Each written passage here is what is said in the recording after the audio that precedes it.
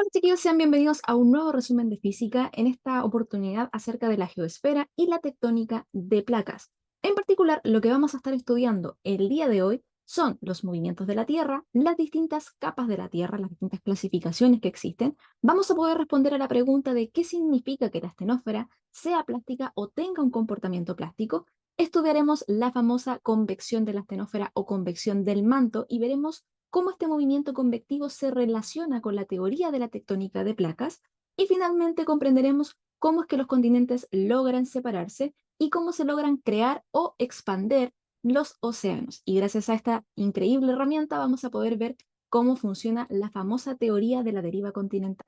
Para comenzar, es importante que ustedes comprendan que la Tierra no solo realiza movimientos de tipo macroscópicos, que son los típicos movimientos que nosotros relacionamos con el sistema solar, con el universo. La Tierra no solamente se traslada, rota, hace movimientos de precesión y nutación, sino que también realiza movimientos internos. Y estos movimientos internos, chiquillos, son los que nos van a ayudar a comprender cómo es que funciona el dinamismo de nuestro planeta. Y esto ocurre principalmente porque la Tierra está compuesta por capas. Gracias a esta diferencia que tienen cada una de estas capas que va a presentar nuestro planeta, es que nuestro planeta puede moverse internamente. Al igual que una cebolla, si ustedes parten una cebolla a la mitad, se van a dar cuenta que la cebolla tiene distintos anillos, es decir, distintas capas. La Tierra es lo mismo. Si nosotros tenemos la Tierra y la partimos a la mitad, también vamos a ver un montón de anillos, es decir, un montón de capas. Y gracias a esta cantidad distinta de capas, a comportamientos diferentes que tienen cada una de ellas, es que se presenta este dinamismo que les comentaba anteriormente. En particular, existen dos modelos muy famosos para poder clasificar las capas de la Tierra. Tenemos el modelo estático o geoquímico, que se basa o se enfoca principalmente en las características o en la composición química de cada una de las capas, y el modelo dinámico o geodinámico, que como su nombre lo dice, se enfoca principalmente en el dinamismo, en el movimiento, los movimientos que tienen las distintas capas, principalmente por la presión, la densidad y la temperatura a la cual están sometidas. En particular, el modelo geoquímico, recuerden, es el que está enfocado en la composición química de cada una de las capas, se divide principalmente en tres capas: la corteza, el manto y el núcleo. Acá lo dividí un poquitito más. Fíjense que dentro de la corteza tenemos la famosa corteza continental y la corteza oceánica. Dentro de lo que sería el manto lo podemos dividir en dos: manto externo, manto interno, y el núcleo también lo podemos dividir en dos, que sería el núcleo externo y núcleo interno. Cada uno de estos tienen distintas composiciones químicas, pero en general los dos núcleos los puedo simplemente fusionar y dejar como núcleo nada más, al igual que los mantos. Manto externo y manto interno conforman un conjunto que es todo lo que nosotros denominamos como manto. En particular, chiquillos, la corteza continental se caracteriza por tener un mayor grosor que la corteza oceánica, y también se caracteriza por tener una menor densidad que la corteza oceánica. Y ojo con eso, porque esto nos va a ayudar a comprender por qué más adelante, cuando estudiemos el proceso de la subducción de placas, por qué la corteza oceánica es la que queda por debajo de la corteza continental. Y eso es debido a que la corteza oceánica es la que tiene mayor densidad que la corteza continental. Acuérdense que siempre lo más denso va a fondo, mientras que lo menos denso queda por encima. Otra cosa también importante a comentarles es que la corteza continental principalmente está compuesta de un mineral que se llama granito, y la corteza oceánica de un mineral que se llama basalto. Tienen harto silicio, tienen harto magnesio, hierro, aluminio, etcétera, etcétera. En cuanto a los mantos, el manto, chiquillos, es la capa más gruesa que tiene al menos este modelo geoquímico. Es la que abarca más kilómetros y está compuesta principalmente por muchos silicatos, principalmente de hierro y de magnesio. Y el núcleo, fíjense que en particular el núcleo externo está compuesto de hierro y níquel fundido, y el núcleo interno de hierro sólido. Además, aparecen acá en esta diapositiva dos límites importantes a mencionar, que probablemente quizás en clases no fueron mencionados, pero se los voy a comentar por si en algún momento logran encontrar estos dos nombres, que son en realidad límites o discontinuidades bastante populares. Tenemos la discontinuidad de Mojo y la discontinuidad de Gutenberg. Fíjense que la discontinuidad de Mojo prácticamente lo que hace es separar lo que sería la placa o la capa de la corteza con el manto, y la discontinuidad de Gutenberg separa lo que sería el manto del núcleo. ¿Por qué estos puntos o estas discontinuidades son tan importantes? Porque de cierta forma estas discontinuidades son las que en su momento ayudaron a comprender que esta Tierra estaba compuesta o estaba separada por capas. ya que en su momento, cuando se estaban estudiando las ondas sísmicas, que son las que se producen durante un sismo, un terremoto, se dieron cuenta que en estos puntos en particular las velocidades de esas ondas cambiaban. Entonces, gracias a que había un cambio en la velocidad, se dieron cuenta que tenía que haber un cambio ahí, algo pasaba, es decir, que se estaba dividiendo esta cosa. Los comportamientos de cada una de las capas era distinto, entonces había una separación. Por eso es importante comprender la existencia de estas dos discontinuidades que aparecen tanto en el modelo geoquímico como en el modelo geodinámico, solo que en el modelo geoquímico es donde cobran un poquitito más de fuerza o es en donde se suelen mencionar mucho más. En cuanto al modelo geodinámico, que recuerden es aquel que se basa en el dinamismo, en el movimiento de cada una de las capas, tenemos una descomposición un poquitito más extensa, tenemos más capas. Tenemos la litósfera, la astenosfera, la mesósfera y también el núcleo externo y núcleo interno, que en algunos casos se suele fusionar y se mencionan como endósfera. De las dos formas, estamos hablando del modelo geodinámico. Fíjense que en particular la litósfera también se divide tanto en continental como oceánica. Y lo que vamos a mencionar acá también es que cada una de estas capas tiene un comportamiento distinto. Fíjense que nos mencionan que el núcleo interno, que la mesósfera y que la litósfera tiene un comportamiento más rígido, es decir, más sólido, mientras que el núcleo externo y la astenósfera tienen un comportamiento distinto. El núcleo externo tiene un comportamiento o es una capa líquida, mientras que la astenósfera tiene un comportamiento de tipo plástico.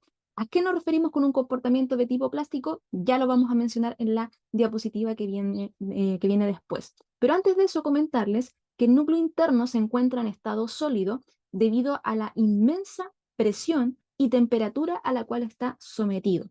Recuerden que tanto en el modelo geoestático como geodinámico se cumple que a mayor profundidad, mientras más cercano estemos del núcleo, mayor va a ser tanto la temperatura como la densidad como la presión. Eso se cumple en ambos modelos. En resumen, algunos de los datos importantes que vamos a recordar o vamos a mencionar acerca de lo que sería el modelo geoquímico y el modelo geodinámico son los siguientes. Recuerden que en el modelo geoquímico la corteza oceánica está compuesta principalmente por el mineral basalto, es más densa y delgada que la corteza continental, que está compuesta principalmente por el mineral granito. Recuerden que la discontinuidad de Mojo separa lo que sería la corteza del manto y la discontinuidad de Gutenberg separa el manto del núcleo. El manto es la capa más extensa y el núcleo se compone principalmente de hierro y níquel. En particular, el núcleo externo tiene hierro y níquel en estado líquido porque está fundido debido a que es una capa líquida, mientras que el núcleo interno está compuesto principalmente por hierro en estado sólido.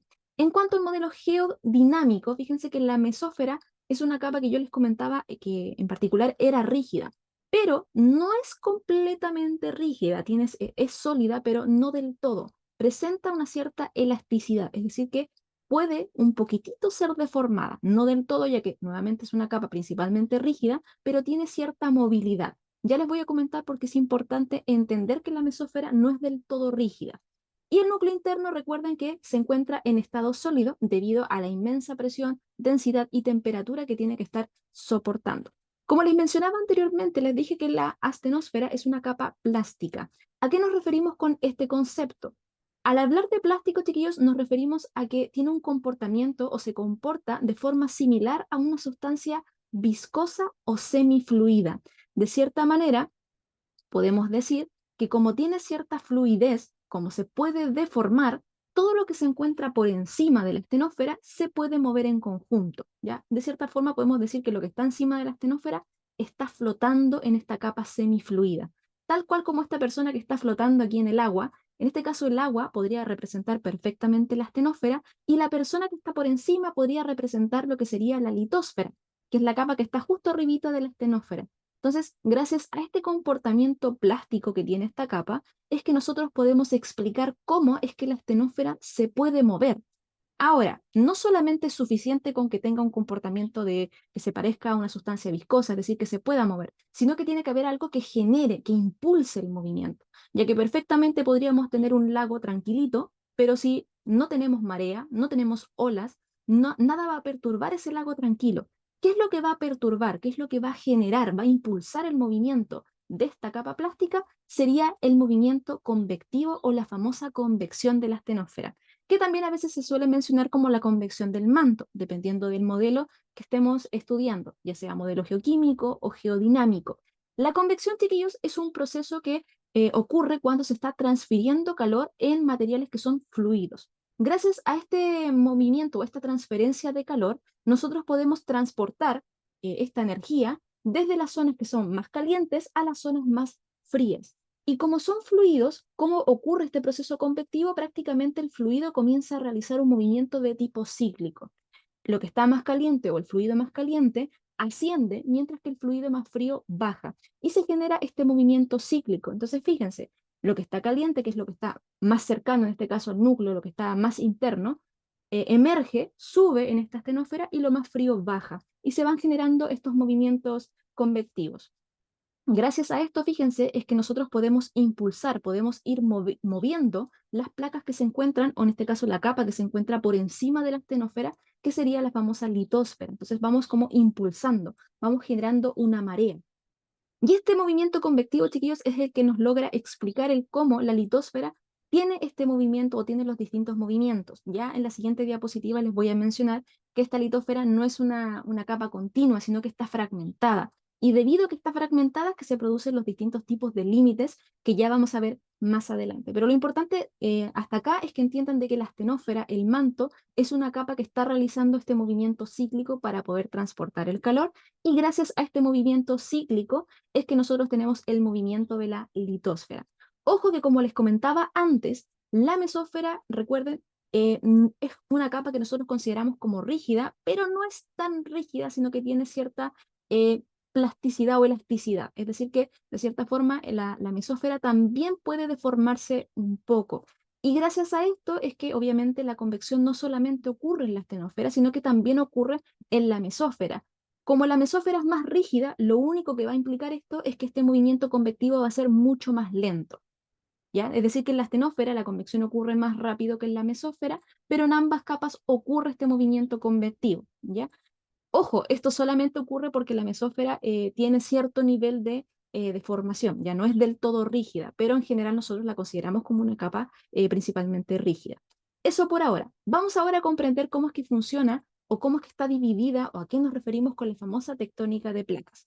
Fíjense que ya les comentaba que la litósfera no es una capa continua, sino que está fragmentada, está dividida en distintos trozos, al igual que un puzzle, y en particular en los límites o en las fronteras de estos trocitos es donde van a ocurrir comportamientos bastante interesantes que ya vamos a ver a continuación, ¿ya? Pero cada uno de estos fragmentos es a lo que nosotros le ponemos el nombre de placas o placa tectónica.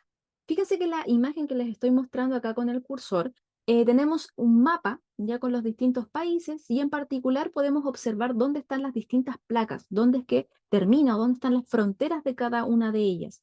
En particular, una de las placas más importantes, que al menos son las que están más ligadas a nosotros, serían la placa de Nazca y la placa sudamericana, que son las que están limitando al menos nuestro país.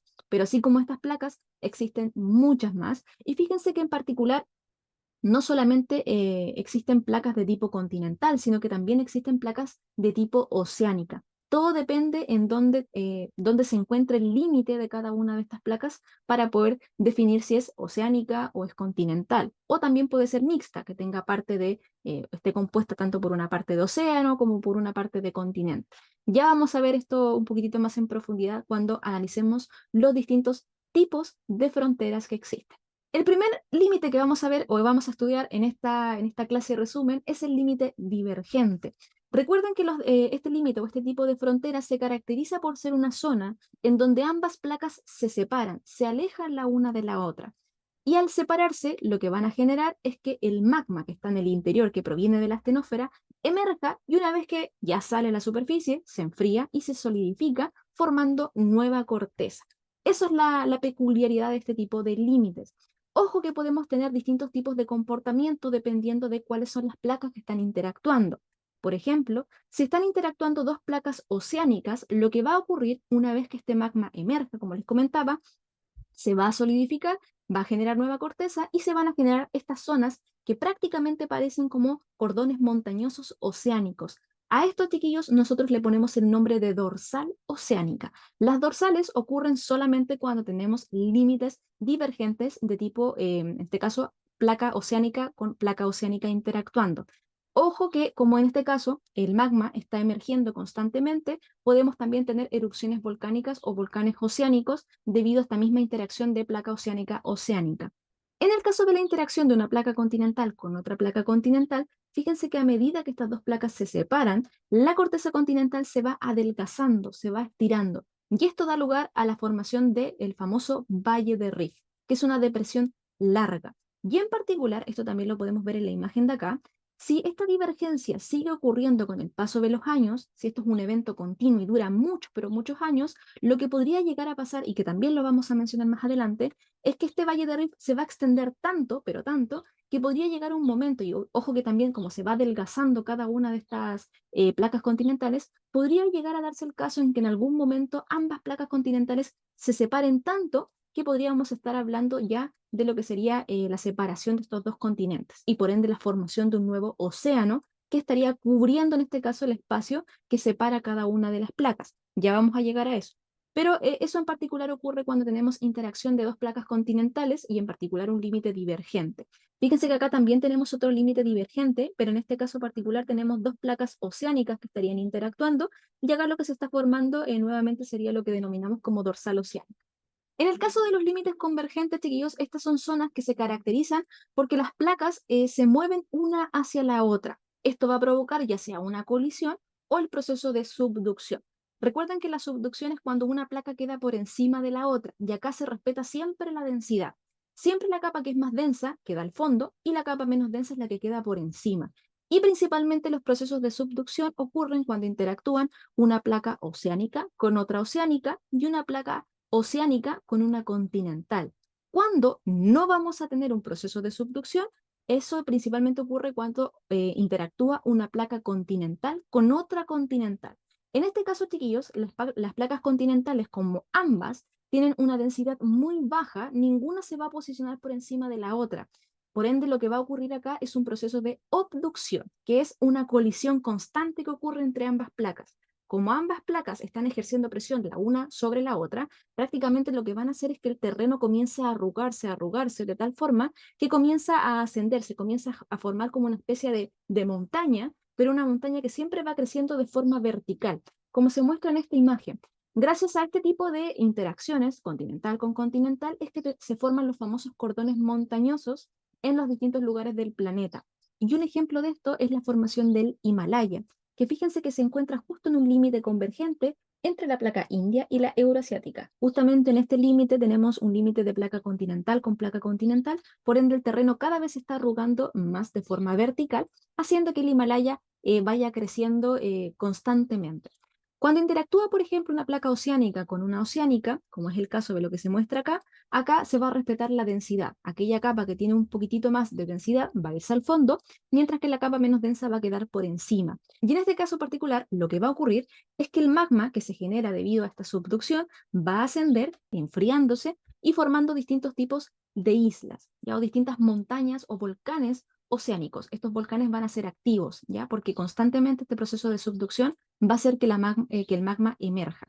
Ojo que las fosas principalmente son zonas que ocurren, acá también tenemos otra fosa, que en este caso particular se genera debido a la subducción de la corteza oceánica que queda por debajo de una corteza continental, y aquí tenemos interacción placa oceánica con continental. Aquí también se pueden formar las fosas, que fíjense que ocurre principalmente que, debido al proceso de subducción, de que como una capa va quedando por encima de la otra, se va arrastrando y se va generando como una especie de orificio, apertura. Y eso es lo que nosotros, o a eso nosotros le denominamos fosa. Además también de la interacción de una corteza o de una placa, mejor dicho, de una placa oceánica continental, también se pueden generar erupciones volcánicas o cordones de volcanes, como por ejemplo lo que pasa acá.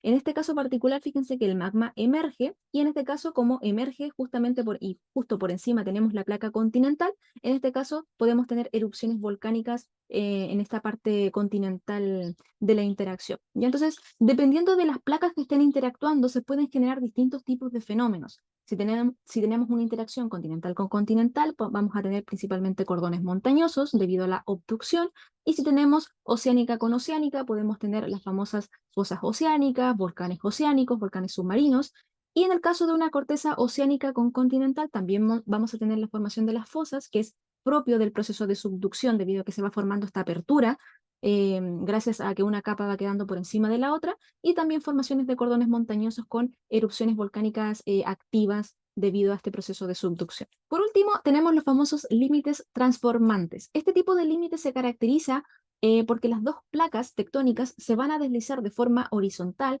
prácticamente de forma paralela, una al lado de la otra.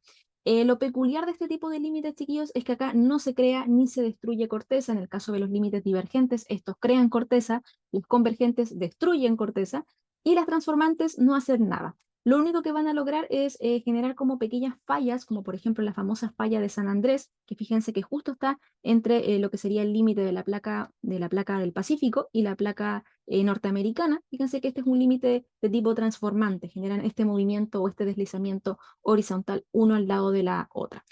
También lo que se puede generar, aparte de estas famosas fallas, son terremotos de mucha intensidad.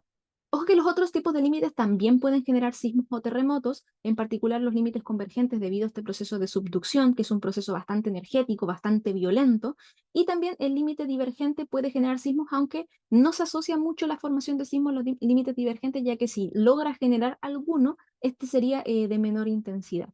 Pero los límites transformantes se caracterizan por generar sismos de mucha intensidad. Y como ya les iba comentando anteriormente, fíjense que la separación de los continentes y la creación de océanos está muy, pero muy relacionada con el movimiento o los tipos de fronteras que tenemos alrededor del mundo. Como les comentaba antes, si tenemos, por ejemplo, la interacción de dos placas continentales y ambas placas se están separando, es decir, tenemos un proceso de divergencia, si esta divergencia continúa durante millones y millones de años, este famoso valle de Rift que se ha creado puede evolucionar, se pueden separar estas ambas placas de tal forma que se genere un océano entre ellas y como ambas placas se separaron, podemos decir que se han formado o se han separado cada uno de estos continentes. De esta forma nosotros podemos explicar lo que sería la teoría de la deriva continental, ya que en un principio se decía que teníamos un supercontinente que se llamaba Pangea, que en algún momento se comenzó a fragmentar, pero no se sabía cómo es que se podía o no se podía explicar cómo es que se fragmentaba dicho continente. No era un proceso mágico, sino que lo que estaba ocurriendo es que teníamos distintas placas que estaban interactuando y debido a estas interacciones es que estos fragmentos se comenzaron a separar y se comenzó a producir o formar un océano entre los continentes que se iban cada uno separando. Entonces, esa es la idea. Fíjense que igual si tenemos divergencia entre dos placas de tipo oceánica, aquí como cada vez se están separando las placas, también lo que podemos hacer es expandir el fondo oceánico. ¿Ya? Entonces, esa es la idea. Con todos estos conocimientos que tenemos, entonces, podemos explicar el cómo funcionó o cómo es que se produjo la teoría de la deriva continental. Y con esto hemos llegado al final de este resumen de física. Recordarles que si son alumnos de CPECH pueden agendar una consulta con profesor en línea si es que tienen alguna duda particular, no solamente de este contenido, sino que de todos los contenidos que han estado viendo a lo largo del año. Recuerden que acceden a su intranet y ahí pueden observar el loguito de profesor en línea o profesor online, agendan su entrevista y duran 20 minutitos y son personalizadas. También pueden, o les recuerdo, que pueden revisar la lista de reproducción de Pizarra un clic que la encuentran en el canal oficial de YouTube de CPECH, que se encuentra justamente en ese link de QR. Y en esta lista de reproducción, chiquillos, van a encontrar un montón de videos de distintas temáticas, videos bastante cortitos, así que igual les puede ayudar ahí a complementar todos los conocimientos que han ido adquiriendo a lo largo del año. Con esto me despido, espero que hayan podido comprender mucho más en profundidad cómo es que funciona la geosfera y la famosa tectónica de placas y nos vemos en una próxima clase. Chao, chao.